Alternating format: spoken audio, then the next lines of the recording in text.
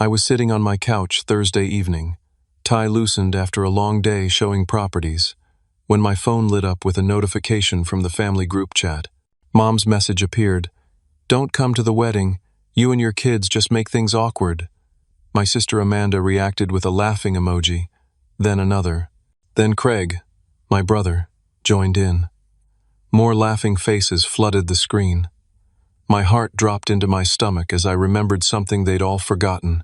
I'd been paying for the wedding venue on my credit card for 3 months. I typed back, "Then you won't need my card for the venue." The group chat exploded with more laughter. They thought I was bluffing. They had no idea what was coming. I stared at my phone as the laughing emojis multiplied like some kind of cruel digital mockery. The screen wouldn't stop buzzing.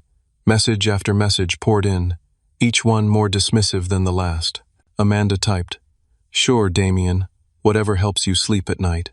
Mom chimed in, "Always so dramatic, just like your father." That one stung. Dad had been gone for 18 months, and she was already using his memory as a weapon against me. Then Craig joined the fun. "Dude, nobody wants your charity anyway." I set the phone down and walked to my kitchen, hands shaking. The apartment felt too quiet, too empty. Jackson and Sophie were with their mom this week. My kids, 8 and 6 years old. They loved their grandmother, their aunt, their uncle. And now those same people were telling me we made things awkward, that we weren't welcome at a family wedding. I pulled out my wallet and found the credit card. The one I'd stupidly put the venue deposit on 3 months ago when Amanda had called me in tears. She'd begged. Said Derek, her fiancé, was from a poor family and couldn't afford the dream wedding she'd always wanted. Could I just put down the deposit? She'd pay me back monthly. Promise. I'd received exactly 0 payments. I opened my laptop and pulled up the credit card statement. $23,000. That's what the venue had charged so far. I'd been covering the minimum payments, watching the interest pile up while my sister planned her perfect day. I was already struggling. The divorce from Christine 2 years ago had wiped me out financially. Commercial real estate paid well when deals closed, but commission work meant feast or famine. Lately, it had been more famine than anything else, but I'd helped anyway, because that's what family does, right? And Mom had made sure I knew it. Your sister only gets married once, Damien. Don't be selfish like your father was. I picked up my phone and dialed the credit card company. The automated system tried to route me through menus, but I kept pressing 0 until I got a real person. "This is Marcus. How can I help you today?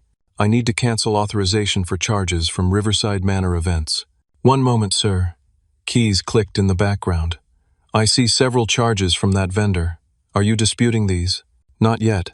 I just want to make sure no future charges go through." "I can place a block on that vendor.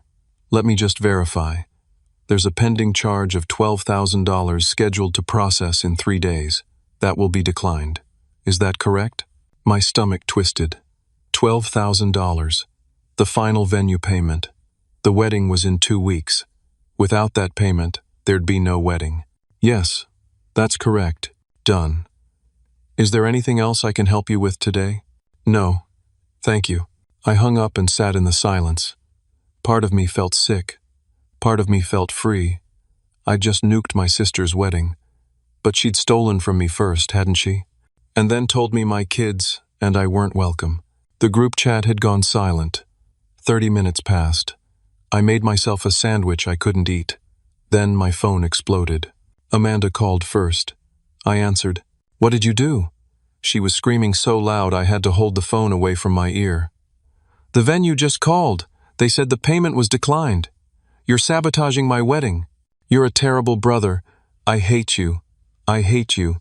She hung up before I could respond. Mom called next. I considered not answering, but some masochistic part of me wanted to hear what she'd say. "How dare you do this to your sister on her special day?"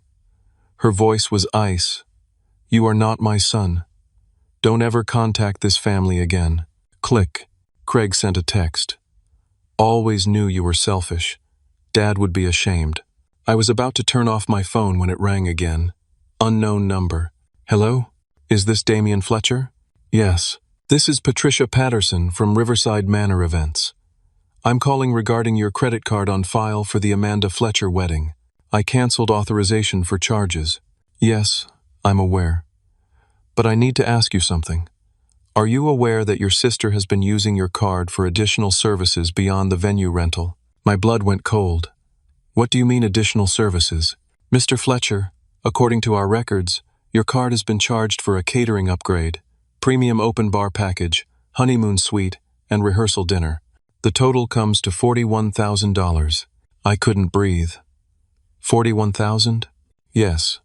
Miss Fletcher told us that you owned the parent company of our venue, that you were taking care of all expenses as a wedding gift. She had us charge everything to your card over the past several months. I don't own anything. I'm a commercial real estate agent. I put down a venue deposit as a favor. That's it. Mrs. Patterson was quiet for a moment. I see. Mr. Fletcher, I think you may want to review your credit card statements very carefully, and you might want to speak with our fraud department. After she hung up, I pulled up my full credit card history. My hands were shaking so hard I could barely scroll. Charges going back 5 months, flowers from some boutique place, photography, videography, wedding cake from a fancy bakery, things I'd never discussed with Amanda, things I'd never approved. She'd stolen over $50,000 from me, and when I tried to stop her, she told me I wasn't welcome at the wedding. My own mother told me I wasn't her son anymore. I sat there in my kitchen until midnight, staring at those numbers, and realized my family had been using me this entire time. I was just a credit card to them, a bank account with legs.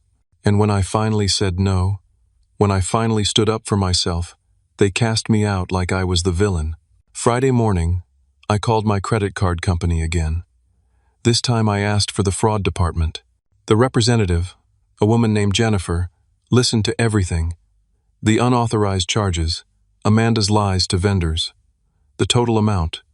When I finished, she was silent for a moment. Mr. Fletcher, this is definitely fraud. I'm opening an investigation immediately.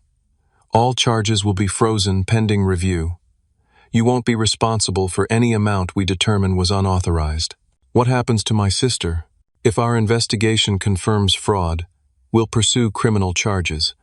This isn't a small amount. We're talking about felony theft. I thanked her and hung up. I should have felt relieved. Instead, I felt hollow. I'd just set in motion something that could send my sister to jail. But what choice did she leave me? My phone started ringing within the hour. I ignored the calls. Amanda, Mom, Craig, even some aunts and uncles I barely spoke to. I let them all go to voicemail. Then I made the mistake of checking social media. Amanda had posted a long message on her public page. I can't believe what my brother is doing to me. He's trying to ruin my wedding because he's jealous that I found love after his marriage fell apart. I've been nothing but kind to him, and this is how he repays me. Please keep Derek and me in your prayers during this difficult time. It had 300 likes already. Comments poured in. I'm so sorry you're dealing with this. Some people can't handle other people's happiness. Cut him off. You don't need that negativity. My jaw clenched. She was painting herself as the victim, making me the villain to everyone who knew us, and nobody was asking for my side of the story. Over the next few hours, my phone rang with calls from extended family. Aunt Marie, Uncle Rob, cousins I hadn't seen in years. Every single one of them called to tell me what a terrible person I was. How could I do this to sweet Amanda? Didn't I care about family? Why was I so bitter and angry? I tried to explain to a few of them, showed Aunt Marie the credit card statements when she came to my apartment, actually demanding I apologize. She looked at the numbers, then looked at me. You probably gave her permission and forgot. You're so stressed from the divorce, Damien. Just pay for the wedding and stop causing problems. She left without listening to another word.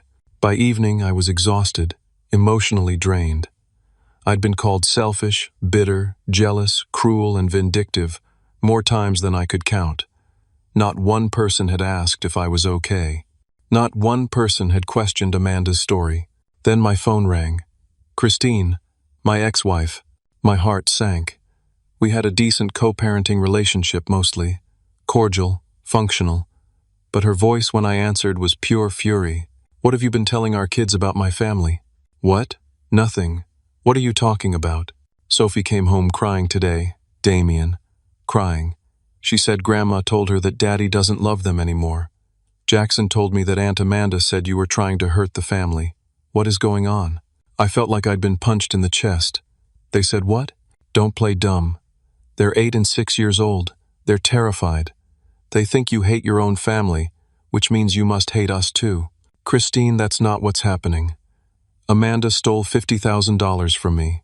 I stopped payment on the card, and now they're turning everyone against me, including our kids. Oh, please. $50,000? You expect me to believe your sister stole $50,000 and nobody noticed? I have the statements. I can show you. I don't want to see your statements. I want you to figure out whatever drama you've got going on with your family and keep it away from my children. Our children. Do you understand me? I'm not the one who talked to them. Your mother and Amanda did that. Stop making excuses. Stop playing the victim. Just stop.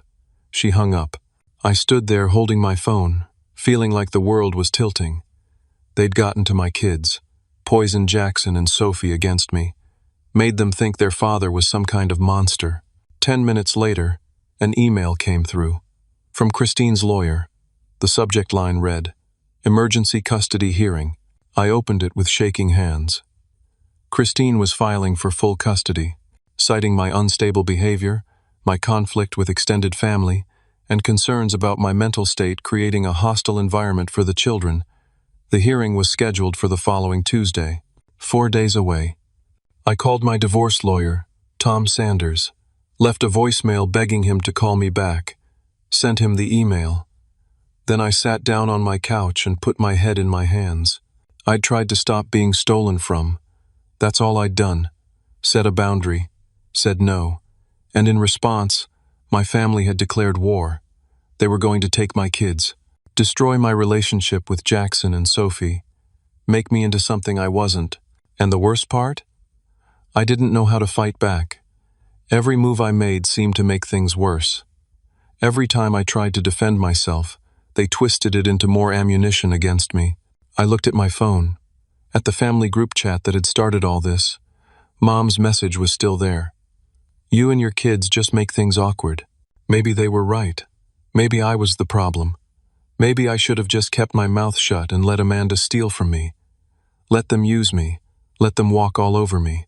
At least then I'd still have my kids. The weekend passed in a blur of anxiety. Tom Sanders, my lawyer, finally called me back Saturday morning. I explained everything.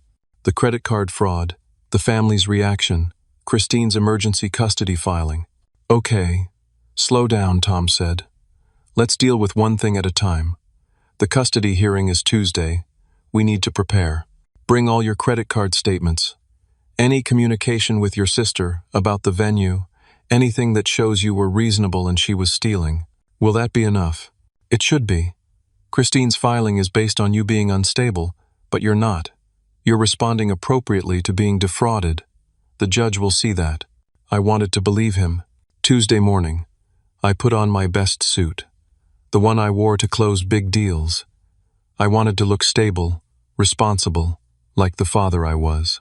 I drove to the courthouse 45 minutes early, too nervous to wait at home. The hallway outside the courtroom was cold, institutional.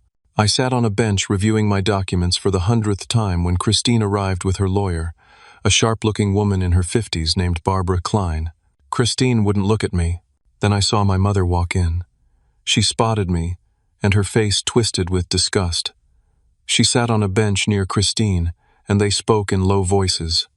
My own mother was here to testify against me. When they called us into the courtroom, my hands were sweating. Judge Morrison was a woman in her 60s with steel-gray hair and reading glasses. She reviewed the emergency petition while we all sat in silence. Miss Klein, you may present your case. Barbara Klein stood. Your Honor, we're here today because Mr. Fletcher has demonstrated increasingly erratic and concerning behavior that is creating an unsafe environment for his children. She laid out the case. How I'd suddenly withdrawn financial support from my family. How I'd created conflict right before my sister's wedding. How I'd been sending hostile messages. How the children had come home frightened and confused. The children have reported that their grandfather's memory is being disrespected by their father's actions, that family gatherings have become hostile, that they feel caught in the middle of adult conflicts they don't understand. I listened, getting angrier by the second. None of that was true. I defended myself. That's all. Then Barbara dropped the bomb. Your Honor, I'd like to submit evidence of Mr. Fletcher's threatening behavior. She handed documents to the judge and to Tom. I looked at my copy, screenshots of text messages, from my number to Amanda. I'll destroy your wedding and make you pay. You and Mom will regret crossing me. I'm coming for everything you have. I stared at those words, my phone number, my contact photo. But I'd never sent those messages, never written those words. Your Honor, Barbara continued, I also have audio evidence. She played a recording. My voice, or something that sounded exactly like my voice, saying terrible things about Christine, saying I never wanted kids, calling Sophie a mistake, saying Jackson was too much like his mother, weak and whiny. I wanted to throw up. I'd never said any of those things, never even thought them, but that was my voice. How was that my voice? Judge Morrison looked at me over her glasses. Mr. Fletcher, did you send these messages? No, Your Honor. I never sent those. Did you make these statements about your children? Absolutely not. I would never say those things. I love my kids more than anything. Tom stood. Your Honor, my client denies sending these messages or making these statements. We'd like to request a forensic analysis of this evidence. Request noted, Judge Morrison said. However, given the serious nature of these allegations and the audio recording, I'm granting a temporary order. Mr. Fletcher, you will have supervised visitation only, 4 hours per week, pending a full investigation. My world collapsed. 4 hours, one afternoon. And supervised, meaning someone would watch me with my own kids like I was a danger to them. Your Honor, please, I said. I didn't do any of this. Someone is framing me. Mr. Fletcher, I understand this is difficult, but until we can verify the authenticity of this evidence, I need to prioritize the children's safety. We'll reconvene in 30 days for a full hearing. The gavel came down. I walked out of that courtroom in a daze. Tom was talking to me, saying something about appeals and investigations, but I couldn't hear him. Christine hurried past without looking at me, but my mother stopped right in front of me. She leaned in close and whispered, "You should have just kept your mouth shut and paid for the wedding." Then she walked away, actually smiling. I stood there in the courthouse hallway and understood. This wasn't random. This wasn't just Amanda being vindictive. They'd planned this, coordinated it. The fake messages, the fake audio, the custody attack, all of it designed to destroy me. That night, I couldn't sleep. I kept thinking about those audio recordings. My voice, but not my words. How was that possible? I pulled out my laptop and started researching. AI voice cloning, deepfakes, audio synthesis. The technology existed. It wasn't even that complicated anymore. You just needed clean audio samples and the right software. Then I remembered something.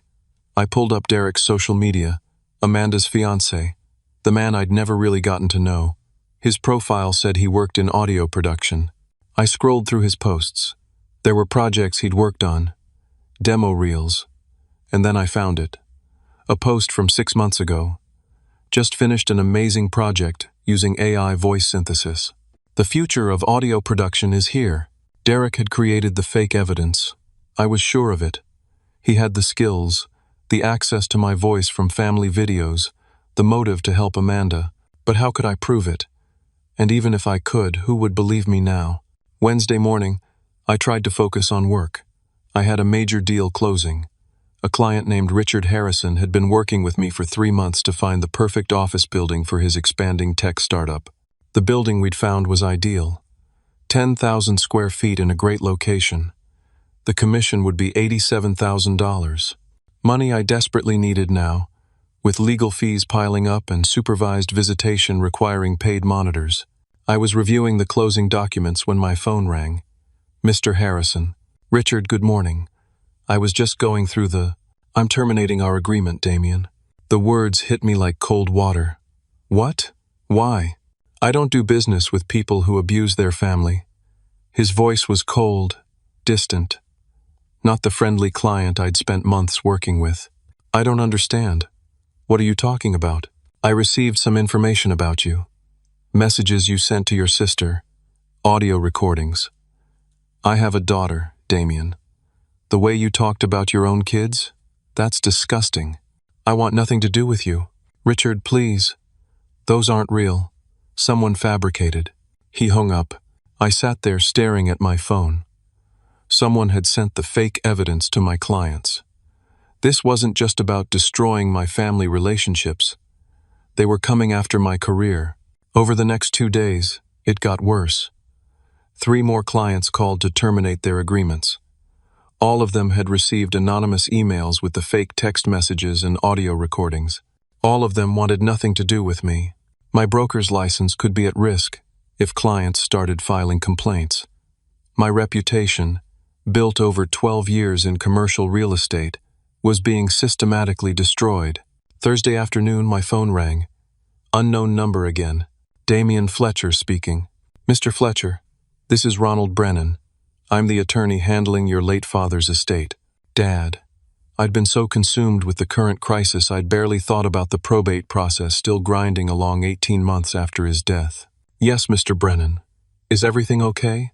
We need to discuss your inheritance distribution. Can you come to my office tomorrow? Of course. Is something wrong? It's better if we discuss this in person. Would 10 o'clock work?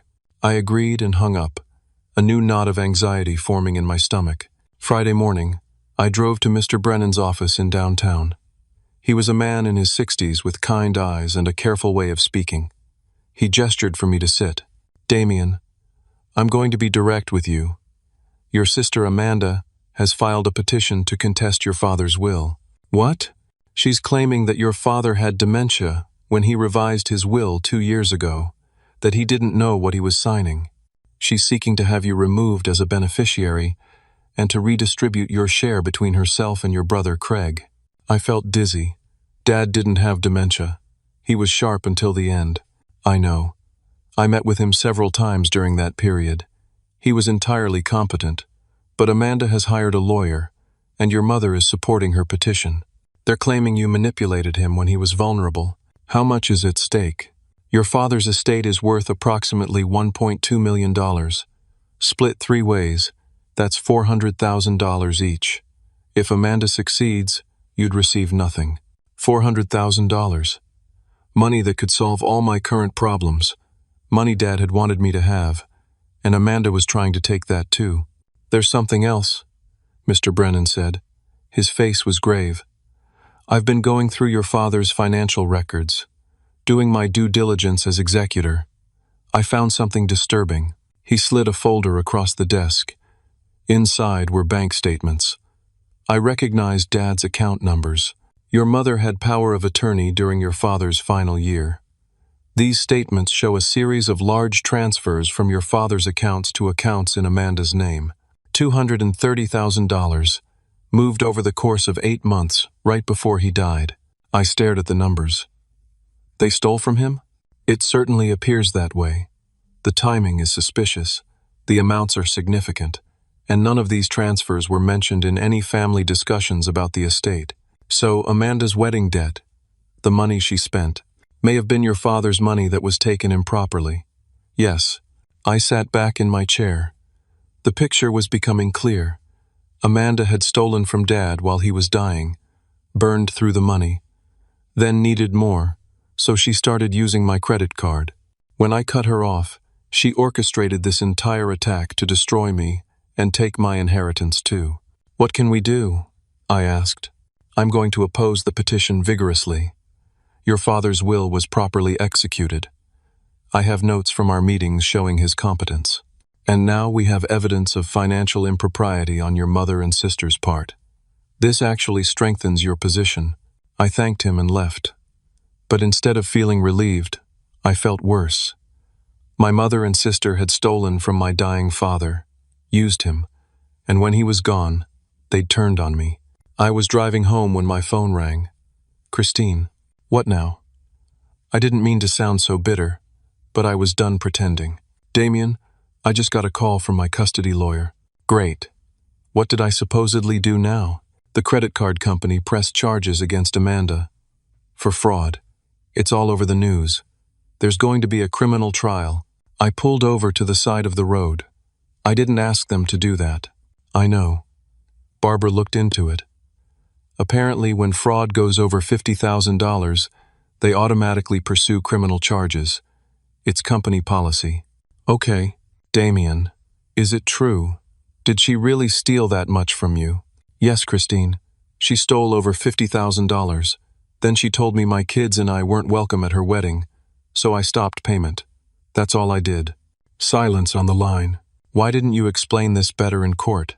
Because your lawyer wouldn't let me talk. Because the judge saw fake evidence that made me look like a monster.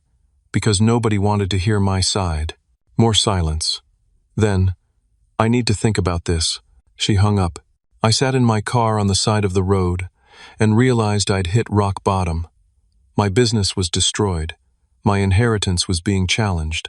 I couldn't see my kids except 4 hours a week with a supervisor watching. My family had turned everyone against me, and the woman I'd once loved enough to marry thought I was a monster. All because I'd said no. Because I'd stood up for myself.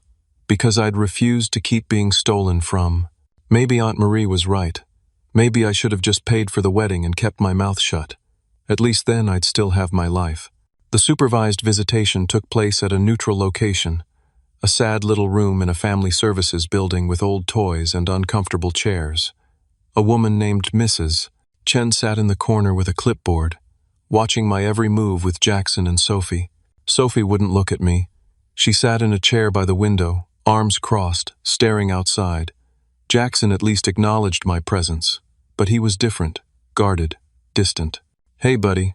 How's school? Fine. Did you finish that science project you were telling me about? Yeah. I tried for 30 minutes to break through the wall they'd built. Mrs. Chen made notes on her clipboard. Every question I asked, every attempt at connection, documented and analyzed. Finally, Sophie spoke. Dad, why are you mad at Grandma? My heart broke. I'm not mad at Grandma, sweetheart. She says you are. She says you're trying to hurt Aunt Amanda. That's not true. Grown-ups had a disagreement about money. Aunt Amanda says you're mean now, that you changed after you and Mommy got divorced. I looked at Mrs. Chen. She gave me a slight nod, permission to continue. Sophie, Jackson, I need you both to know something. I love you more than anything in the world. Nothing that's happening with the family changes that. Not ever. Sophie finally looked at me. Her eyes were full of confusion and pain. Then why can't we just see you normal? Why does Mrs. Chen have to watch us? Because some people told the judge things about me that weren't true. But we're going to fix it. I promise. The 4 hours felt like forever and no time at all. When Mrs. Chen said our time was up, Sophie hugged me briefly. Jackson gave me an awkward high five. Then they left with their mother, and I sat alone in that room, trying not to cry. My financial situation was critical. I'd lost 4 major clients. My credit cards were maxed from legal fees. The mortgage on my apartment was due, and I didn't have enough to cover it. My credit score had tanked. The fraud investigation on the card meant those charges were frozen, but so was my available credit. I was 2 weeks away from having nothing. That night, sitting in my empty apartment, my phone rang. Unknown number. I almost didn't answer, but something made me pick up. Is this Damien Fletcher? Yes. My name is Harper Sullivan. You don't know me, but I know Derek Carmichael. I heard what they're doing to you. We need to talk. Who are you? I'm Derek's ex-girlfriend. I dated him for 3 years. He did to me exactly what he's doing to you now. Please, meet me tomorrow. I can help. We agreed to meet at a coffee shop across town, somewhere I wouldn't run into anyone I knew. Harper was in her early 30s, professional-looking, with tired eyes that suggested she'd been through her own kind of hell. Thank you for meeting me, she said, glancing around nervously. You said Derek did this to you too? Not exactly the same, but similar. When I tried to leave him, he went nuclear, created fake evidence, texts I never sent, emails supposedly from my account. He even made audio recordings of me supposedly saying terrible things about my daughter from my previous marriage. My blood went cold, just like what he did to me. I lost my job. My ex-husband filed for full custody and won. It took me 2 years to rebuild my life. And Derek just moved on to his next victim. Amanda. Maybe. Or maybe she's working with him. I don't know. Harper pulled out a laptop from her bag. When Derek and I lived together, before everything went bad, I had access to his computer. I made copies of some files. I probably shouldn't have, but something told me I'd need them. She opened folders. Inside were audio files, video projects, software programs I'd never heard of, tutorials on voice synthesis, practice projects where Derek had cloned celebrities' voices, proof that he had the capability to create the fake evidence. There's more. She clicked to another folder. Text messages between Derek and Amanda. Screenshots going back 7 months, before they'd announced their engagement. I read them, feeling sick. Derek. Your brother sounds like an easy mark. Rich, divorced, guilty about family. Perfect. Amanda. He'll do anything if Mom asks. I just need to play the struggling bride card. Derek. How much do you think we can get? Amanda. At least 50,000. Maybe more if we're smart about it.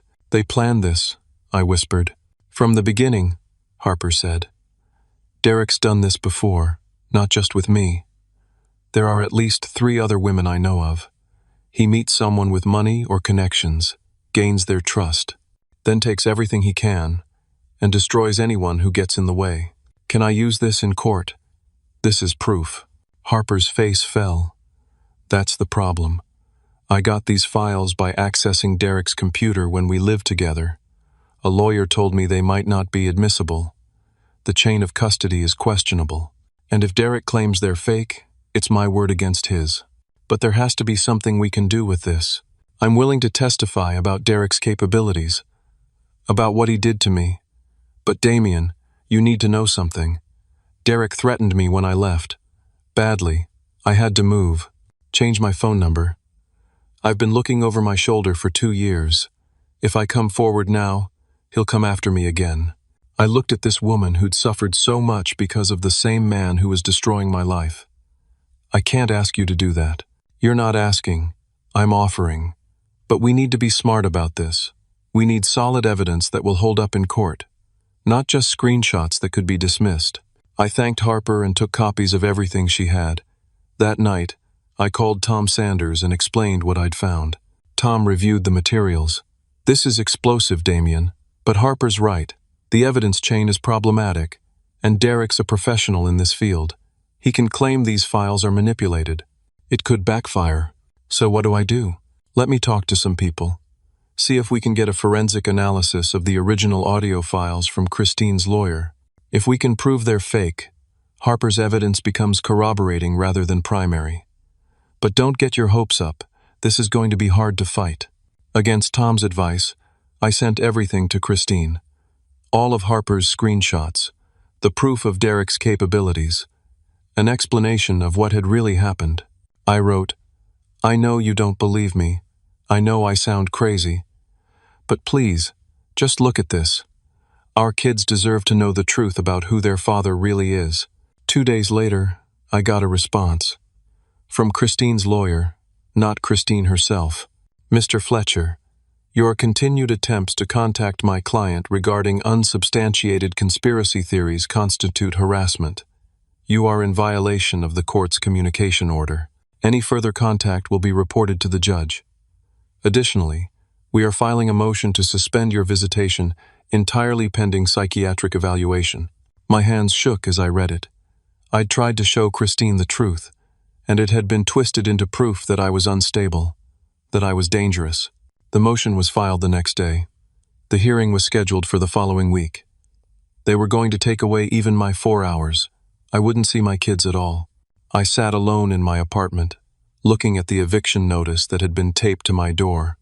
3 days to pay or vacate. I had $900 in my bank account. The rent was $2,300. Everything I'd tried to do to defend myself had made things worse, Every piece of evidence I'd found had been used against me.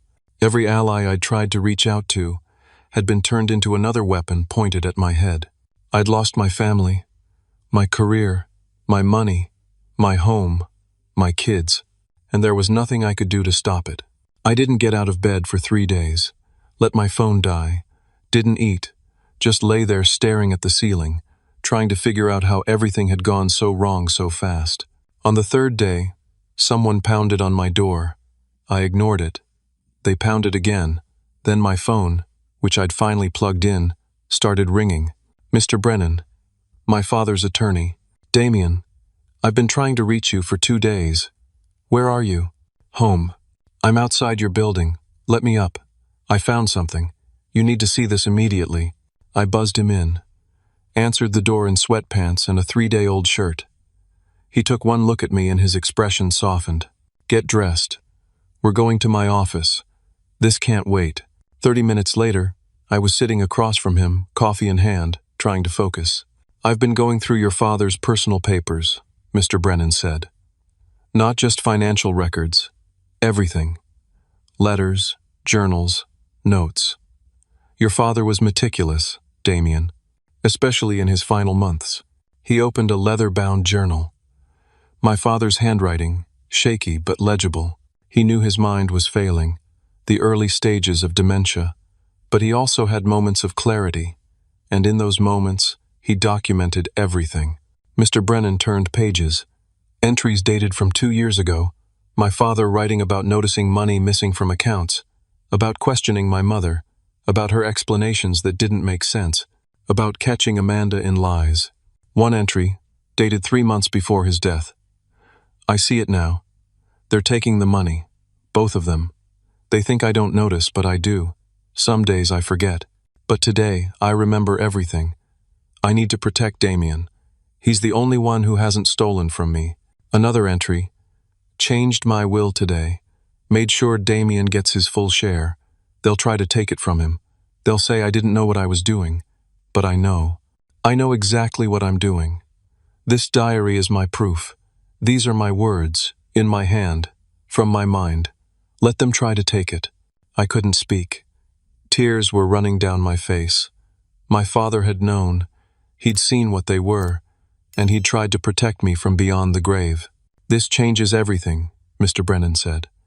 We can use this to defeat Amanda's petition. Your father's own words, documenting his mental competence and his awareness of the theft. It's proof he knew exactly what he was doing when he wrote his will. Will the court accept it? Absolutely. It's dated, it's in his handwriting, and it directly addresses the claims Amanda is making. We'll have a handwriting expert verify authenticity, but I have no doubt it's genuine. For the first time in weeks, I felt a spark of hope. That afternoon, more news came. The credit card company's fraud investigation had concluded. They determined all charges were unauthorized. Every cent was being reversed. And because of the amount and the deliberate deception, they were pressing criminal charges against Amanda. The prosecution was automatic for amounts over $50,000. The case was moving forward whether I cooperated or not. 2 days later, Amanda's carefully constructed world started to collapse. The wedding was supposed to be that Saturday, but with the venue canceled, no money to pay for a new one, and criminal fraud charges pending, Derek called it off, via text message. I can't do this anymore. It's over. Amanda's response was public. She posted a complete meltdown on social media. Dozens of posts, each more unhinged than the last. My brother destroyed my life. My fiancé left me. Everything is ruined. But then she made a critical mistake. In her rage, she posted, My brother stole money from our father's accounts. He manipulated Dad when he was dying. He's the thief, not me. Except that wasn't what happened. She had it backwards, and the timestamps on her posts didn't match the actual timeline of events. Extended family members who'd been supporting her started questioning the story. One of my father's old friends, a retired accountant named Gerald Morrison, saw the posts. He called Mr. Brennan. I helped Carl with his finances, Gerald told us in a conference call. I know about the missing money. I warned him about it. Told him to confront Eleanor and Amanda. He did. They denied everything. But Carl documented all of it. He asked me to be a witness if anything happened. I'll testify.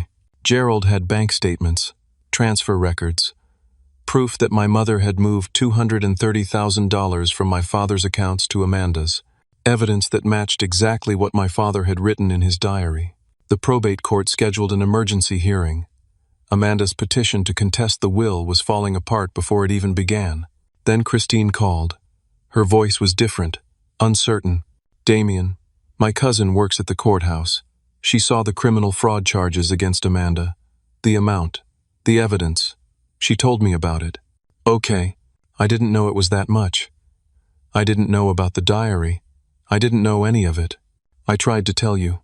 I know. I got the custody hearing transcript. I read it again, really read it. And then I looked up Derek online. I found a blog post from a woman named Harper Sullivan. My heart jumped. You found Harper? She wrote about what Derek did to her. The fake evidence. The voice cloning. Damien, I think I made a terrible mistake. You think? I'm sorry. I'm so sorry. I was angry about the divorce still. I wanted to believe you were the problem. I didn't question anything. I just assumed. You assumed I was a monster. Yes, and I was wrong. We talked for 2 hours. I explained everything. Showed her the diary entries Mr. Brennan had sent me. Showed her Gerald's evidence.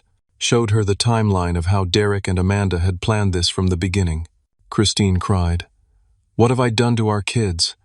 They think their father is a terrible person. I help them think that. We can fix it. But I need you to help me fix it. Anything. Tell me what to do. The same day, more dominoes fell. Craig, my brother, had been silent through all of this. But Mr. Brennan found something in my father's papers, an earlier version of the will. From 4 years ago, in that version, Craig was set to inherit $600,000, the largest share, Dad's favorite son. But in the final version, Craig only got $300,000, the same as Amanda, and Damien's share had been increased to $400,000. Mr. Brennan dug deeper, found evidence that Craig had stolen $20,000 from Dad 3 years ago, took out a loan in Dad's name and never paid it back. When Dad discovered it, he changed the will, cut Craig's inheritance in half, and gave the difference to me. Craig had known about this, had been furious about it, and when Amanda started her scheme, he joined in, helped coordinate the attack on me, hoping that if I was disgraced and removed from the will, his share would increase. I found text messages on Amanda's phone, which the police had seized as part of the fraud investigation. Messages between Craig and Amanda. Craig, just keep pushing. Get him to snap. We need him to look unstable. Amanda. Derek's working on the audio. It'll sound perfect. Craig. Once he loses custody, we can get Mom to file a competency challenge. Say he's too mentally unstable to handle an inheritance. They'd planned every step, every attack, all coordinated, all designed to destroy me and take everything I had. Mr. Brennan filed civil suits against both Craig and Amanda for conspiracy to defraud. Craig tried to fight it, but the evidence was overwhelming. His own messages, his own words. In the end, he settled, gave up his entire inheritance. All $300,000 went to me instead. In exchange, we wouldn't press criminal charges against him. Derek, meanwhile, was being investigated, not just for what he'd done to me. Harper came forward officially. So did 2 other women, 3 victims, all with similar stories, fake evidence, voice cloning, systematic harassment. The district attorney's office opened an investigation into Derek for identity theft, fraud, and harassment. While they couldn't arrest him without stronger evidence, his reputation was destroyed. His audio production business collapsed. Clients dropped him. He ended up leaving town entirely. Amanda pleaded guilty to the fraud charges. The prosecutor offered a deal, 18 months probation, full restitution of $50,000, and 200 hours of community service. She took it. A criminal record, but no jail time. My mother faced embezzlement charges for taking money from my father's estate, $230,000. She also took a plea deal, 2 years probation and full repayment to the estate. The money would come from her share of the inheritance, which was separate from what Dad left to his kids. Both of them had criminal records now. Both of them had to repay the money they'd stolen, and both of them lost the family's respect. Even the aunts and uncles who'd condemned me were disgusted when they learned the truth. The emergency custody hearing was canceled. Christine filed a motion to restore my full custody rights. She testified that she'd been misled by false evidence, that she'd acted too hastily, that she regretted not investigating properly. The judge was furious that false evidence had been presented in his courtroom. He ordered a formal investigation into how the fake texts and audio had been created and who had submitted them. Barbara Klein, Christine's lawyer, claimed she'd been given the evidence by Amanda and had trusted it was authentic. The judge wasn't entirely satisfied with that answer, but he let it go. My full custody was restored immediately. Actually, the judge went further. He awarded me primary custody based on Christine's acknowledgement that she'd acted improperly. She agreed this was fair. Supervised visitation was removed. We went back to our normal co-parenting schedule, but now I had the kids 60% of the time instead of 50-50. 1 month after the criminal proceedings ended, I sat in a courtroom for the final probate hearing. Amanda's petition to contest the will had been withdrawn. The judge had reviewed my father's diary, Gerald's testimony, and all the evidence of theft. It's clear that Carl Fletcher knew exactly what he was doing when he executed his final will, Judge Morrison said. The diary entries demonstrate mental competence, awareness of his circumstances, and deliberate intent. Furthermore, the evidence of financial impropriety by the petitioners strengthens rather than weakens the validity of his decisions. The will stands as written. The estate was finally closed. With Craig's forfeited share and the recovery of the embezzled money, I received $650,000 after legal fees, financial security for the first time since my divorce. More importantly, I had my kids back.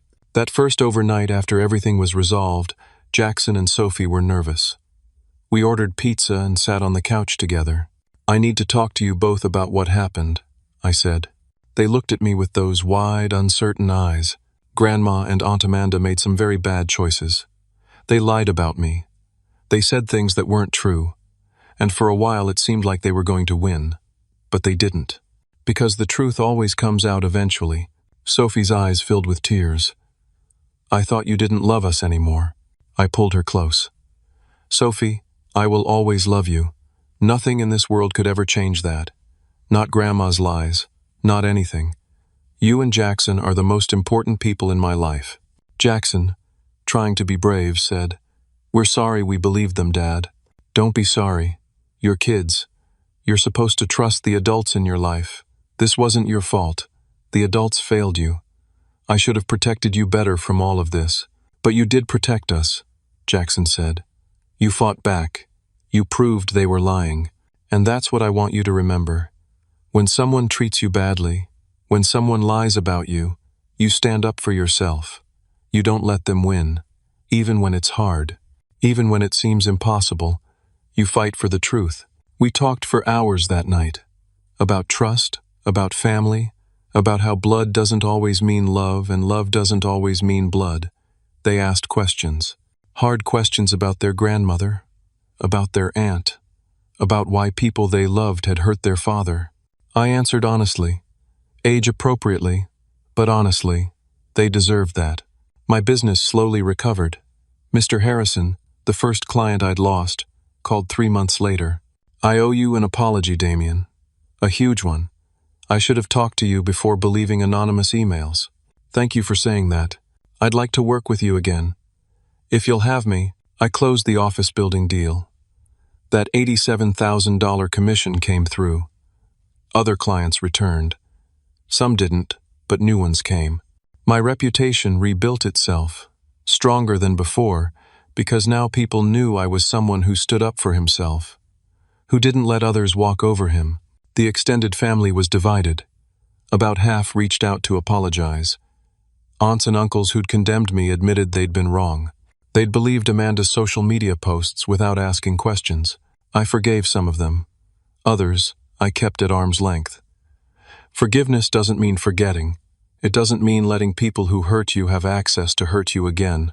Some family members made excuses, claimed they'd been misled, that they'd had no way of knowing. I was polite to them but clear about boundaries. I understand you were misled, I'd say. But you also chose not to ask for my side. You chose to believe the worst without evidence. That tells me something about our relationship. And while I forgive you, things between us won't be the same. My mother never apologized, not once. Even after her criminal conviction, even after repaying the money, she insisted she'd done nothing wrong, that I'd destroyed the family, that everything was my fault for not just paying for Amanda's wedding. I cut contact completely, blocked her number, blocked her on social media. I told Jackson and Sophie, gently, that Grandma had made choices that meant we couldn't see her anymore, that sometimes, even people we love can hurt us so badly that we have to protect ourselves by stepping away. They understood better than I'd expected. Kids are resilient. They're also smart. They'd seen enough to know their grandmother wasn't safe.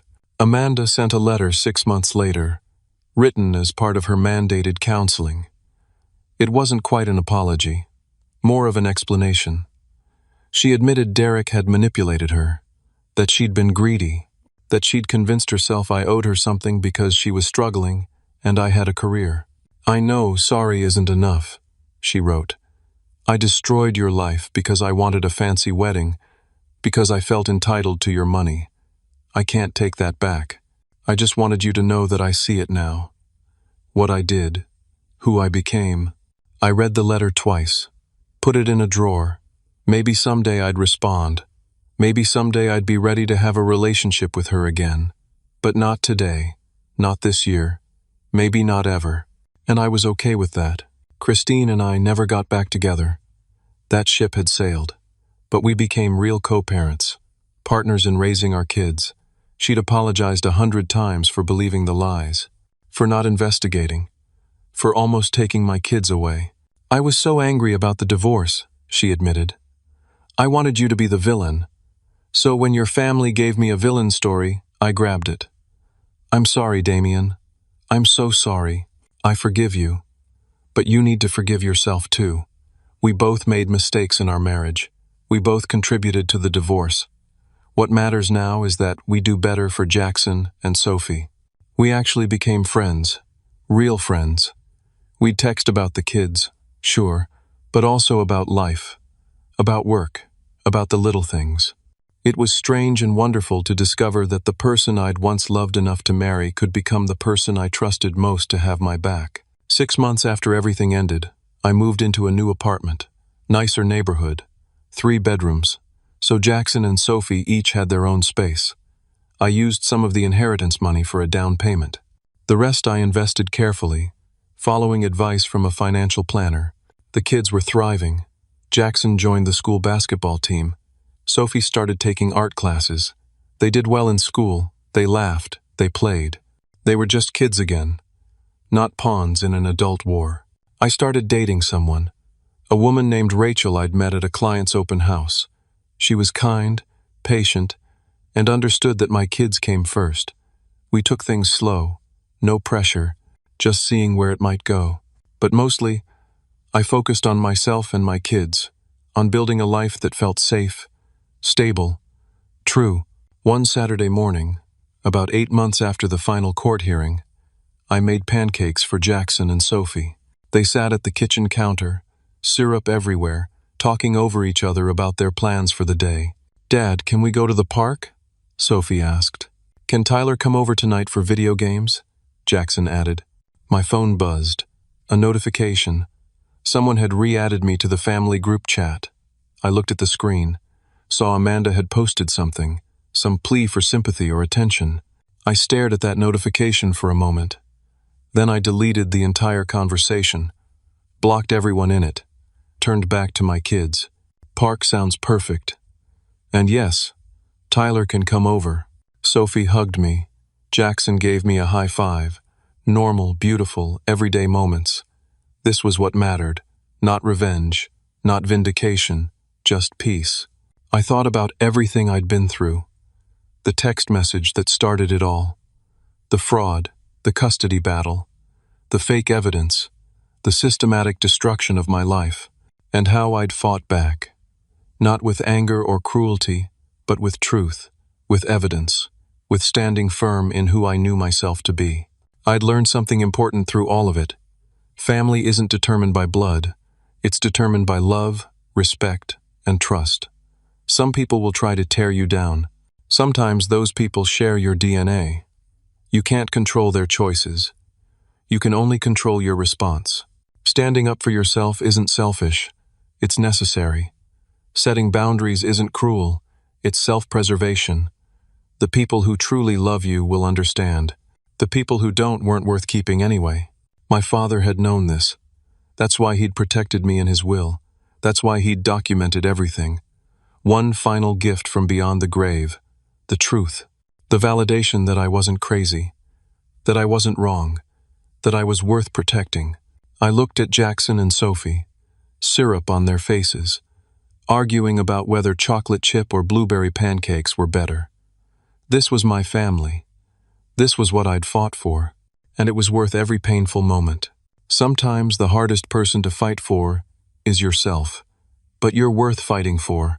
And when you stand up, when you refuse to be a victim, when you choose your own peace over others' approval, that's when you truly win, not because they lost, but because you finally found yourself. We finished breakfast, got ready, walked to the park holding hands. The sun was shining. Sophie was singing some song from school. Jackson was telling me about a funny video he'd seen. Ordinary moments, precious moments. I was free from the toxicity, free from the manipulation, free from the guilt and the obligation and the endless demands. I was building my own family, on my own terms. And for the first time in years, I was truly, completely at peace. Now I want to ask you something. Have you ever had to stand up to family members who tried to take advantage of you? How did you handle it? Drop your thoughts in the comments below. And if this story resonated with you, if it reminded you that you're worth fighting for, please hit that like button. Subscribe to hear more stories about real people overcoming real challenges. And share this with someone who might need to hear that it's okay to set boundaries, even with family. Thank you for listening to my story. I hope it helps you remember that choosing yourself isn't selfish. It's survival. And sometimes, the family you build is better than the family you were born into. Take care of yourselves out there. You're worth it.